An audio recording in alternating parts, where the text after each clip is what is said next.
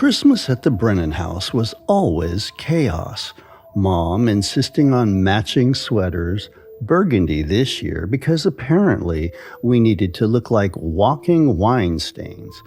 Dad wrestling with the ancient tripod that should have been retired sometime around the Clinton administration, and my sister Kelly arguing with her boyfriend about whether Die Hard counts as a Christmas movie. You know, the usual holiday dysfunction. "Everyone squeeze in," Mom called out, positioning herself in front of the fireplace like she was directing a military operation. "Tommy, move closer to your cousin. Kelly, fix your hair. And someone, please tell Uncle Bob to put down that beer." Uncle Bob naturally took another swig. The camera sat perched on Dad's wobbly tripod, red light blinking like some kind of technological heartbeat. 10 seconds. That's all we had to look like a functional family unit instead of the beautiful disaster we actually were. "Smile," Mom shrieked, and we all did that weird, forced grin thing that you do when you know a camera's about to go off. The flash popped. Mission accomplished. Another year, another awkward family photo for the collection. But here's where things get really interesting. Dad immediately rushed over to check the camera's preview screen because that's what dads do. They need to inspect their handiwork like they've created the Mona Lisa instead of a slightly blurry group shot where half of us are blinking. "Looks good," he announced, which was Dad speak for nobody's making bunny ears and the Christmas tree isn't falling over.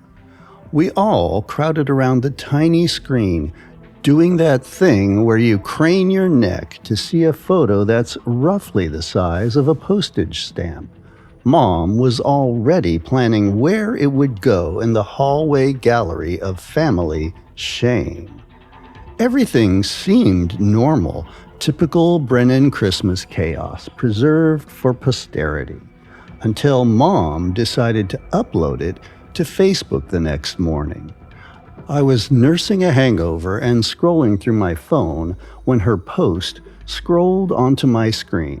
I almost overlooked it, but something caught my eye. The message came with the photo attached. Same shot as the night before, except now I could see it properly on my phone screen. There we all were, lined up like suspects in a holiday lineup. Mom in her burgundy sweater of doom, Dad with his crooked tie, Kelly making that face she makes when she's pretending to be happy. And there, standing at the far right edge of the frame, was someone I'd never seen before. Pale guy, really pale, like he'd never seen sunlight in his entire existence. Wide smile that stretched across his face, showing a strange, toothy grin. Dark hair that looked wet even though it wasn't raining. He was wearing what looked like an old-fashioned suit, something my grandfather might have worn to church in the 1950s.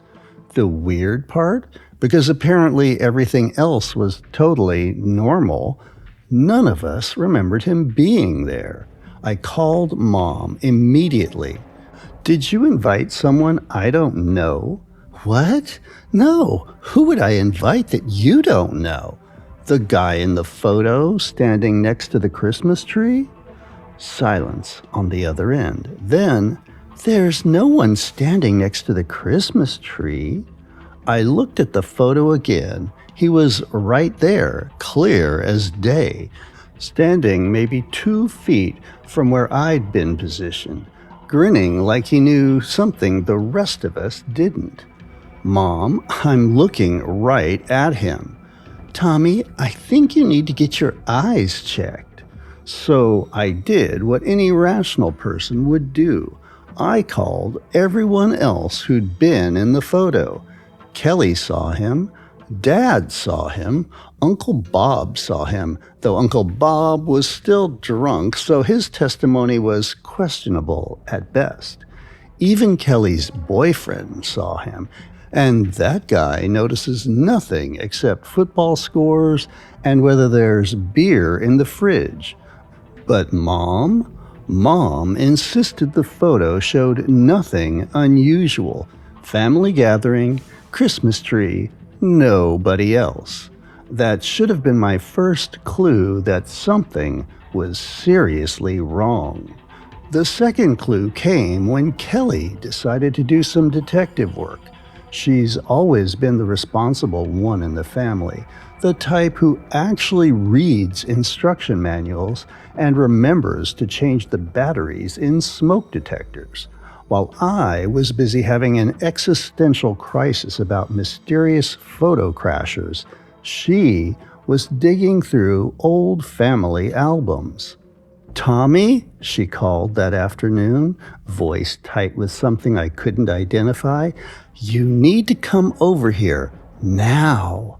I found her in Mom's living room, surrounded by photo albums dating back to when we were kids. The kind with the sticky pages that never stick anymore and the plastic covers that fog up with age. "Look at this," she said, pointing to a photo from my 8th birthday party. There I was, gap-toothed and grinning, standing in front of a cake shaped like a dinosaur. Mom and Dad flanking me, the usual suspects from my childhood birthday celebrations. And there, in the background, partially hidden behind the kitchen doorway, was the same pale figure, same wide smile, same dark hair, and same old-fashioned suit. "That's impossible," I said, because that's what you say when reality decides to take a coffee break. Kelly flipped to another page, my high school graduation. There he was again, standing at the edge of the crowd, barely visible but definitely present. Another page, Kelly's wedding day. He was in the background of the reception photos, standing near the gift table like he belonged there. Page after page, photo after photo.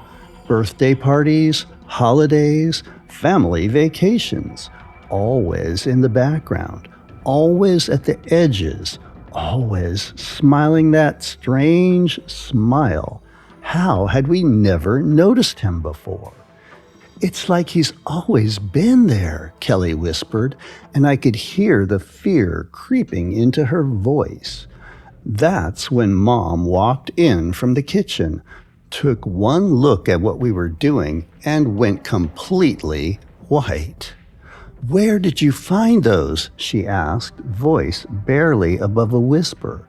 "In your closet, Mom. Who is this guy? Why is he in all of our photos?" Mom sat down heavily in her recliner, suddenly looking every one of her 63 years. "I was hoping I'd never have to tell you this," she said. Ah, there it is. The moment in every horror story where someone finally explains what's been going on, usually way too late to do anything about it.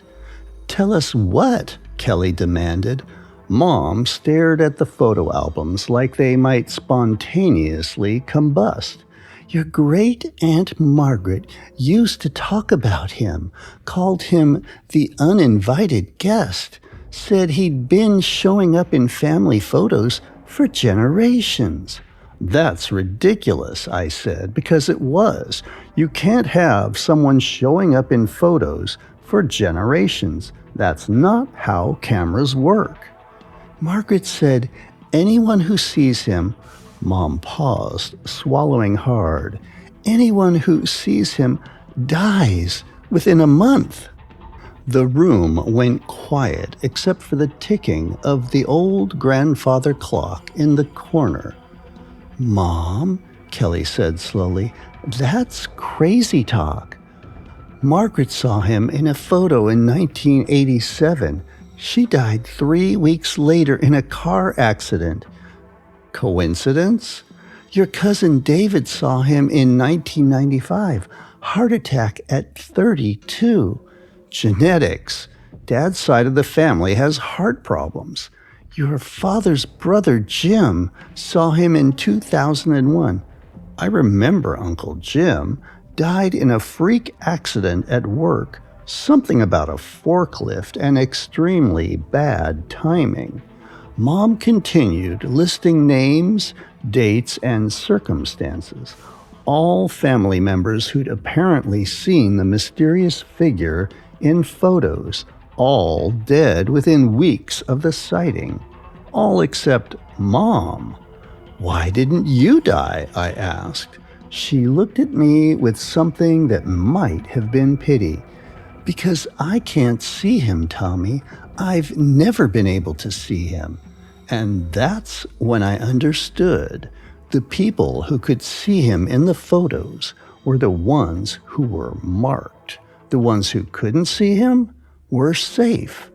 Kelly and I exchanged glances. We could both see him, clear as day. The next few weeks were basically a crash course in denial and desperation.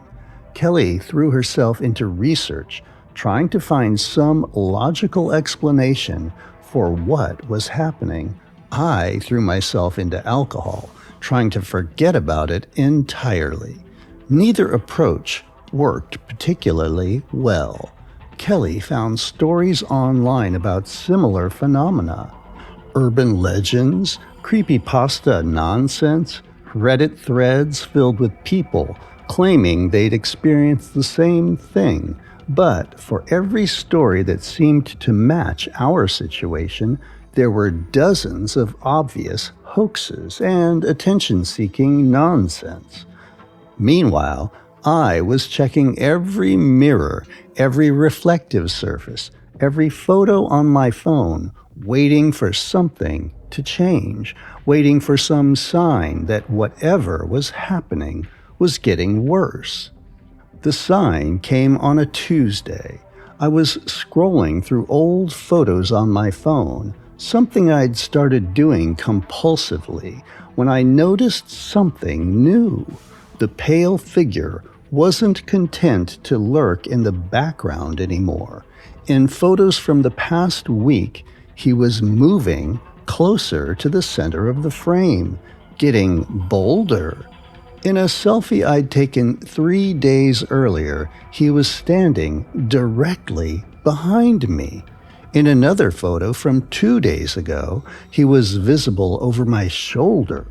In yesterday's photo, taken at a coffee shop downtown, he was sitting at the table next to mine. But here's the thing that really made my blood run cold. In that coffee shop photo, I could see other people in the background, people who were definitely there when I took the photo. None of them seemed to notice him. I called Kelly, hands shaking as I held the phone. "He's getting closer," I told her. "I know," she said, voice hollow. "I've been seeing the same thing."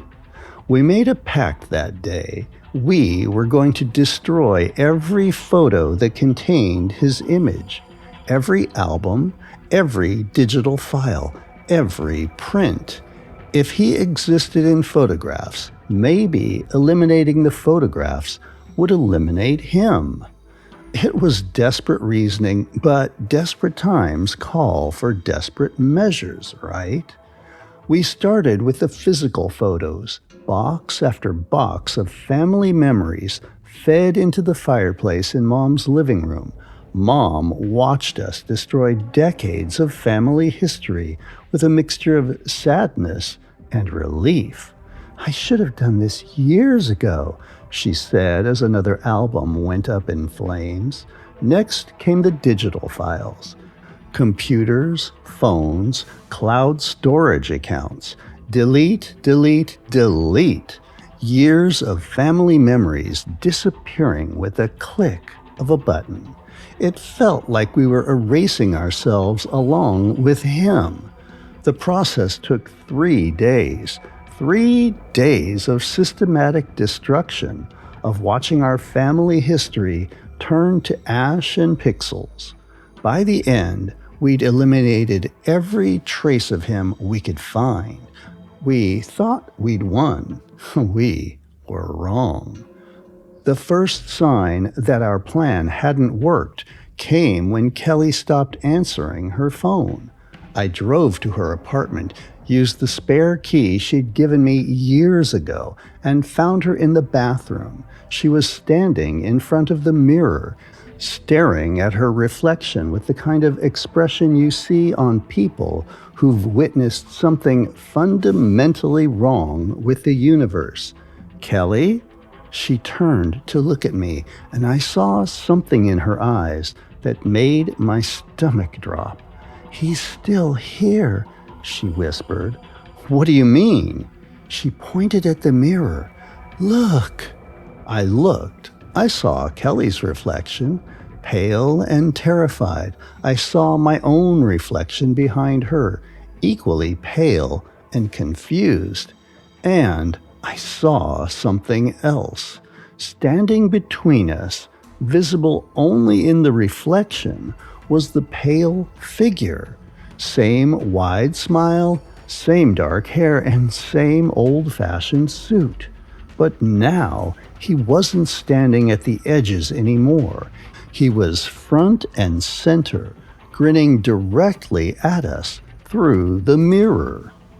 "We can't get rid of him," Kelly said. "He's not in the photos. He is the photos. He's in every reflection, every image, every surface that shows us back to ourselves." I looked again. The figure raised one pale hand and waved. Kelly died 4 days later. Officially, it was ruled a suicide. She'd apparently walked into traffic downtown in broad daylight in front of dozens of witnesses. Security cameras caught the whole thing. But I watched that footage, and I saw what the cameras captured that the witnesses missed. She wasn't alone when she stepped into that street. The pale figure was walking beside her, one hand on her shoulder, guiding her forward. Now it's my turn. I'm writing this down because I need someone to know what really happened. Not the official story, not the rational explanation, but the truth. He's everywhere now. Every mirror, every window, every reflective surface, always smiling, always watching and waiting. I tried covering the mirrors in my apartment, but it doesn't matter. He shows up in the black screen of my turned-off television, in the surface of my coffee, in the polished chrome of my kitchen faucets. You can't escape your own reflection. I know how this sounds. I've known since Kelly died. Maybe I've known since we found him in that Christmas photo, grinning like he owned the place. But here's the thing that really terrifies me. It's not that he's going to kill me. I've made peace with that part. It's what I realized this morning when I looked in the bathroom mirror. My reflection smiled back at me, but it wasn't my smile. It was his. That creepy, wide, knowing smile. I think he's not content to remain a passenger anymore. I think he wants to drive. And the worst part? I'm starting to forget which one of us is real. When I look in mirrors now, sometimes I see myself wearing his face. Sometimes I see him wearing mine. The lines are blurring and the boundaries are dissolving. I don't think he kills people. I think he replaces them. And if you're hearing this, if you can see him in these words somehow, in the reflection of your screen or the shadows between the letters, well, I guess we'll find out together, won't we? The preceding tale was pieced together from scraps of notes found among personal effects of Thomas Brennan, age 29, following his death in what authorities ruled a single car accident on December 23rd. His vehicle left the road at high speed on a clear night with perfect visibility. Witnesses reported seeing Brennan talking animatedly to someone in the passenger seat, though no passenger was found at the scene. Whew. Well, that one gives me the chills. I'm also a photographer in addition to being a story creator, so anything having to do with photos that go to the dark side creeps me out. Let me know in the comments if you've ever had a similar experience. Strangers appearing in photos seems to be as old as photography itself. Thanks for listening. Leave a like or a comment below and have a frightfully fun day. Until the next tale.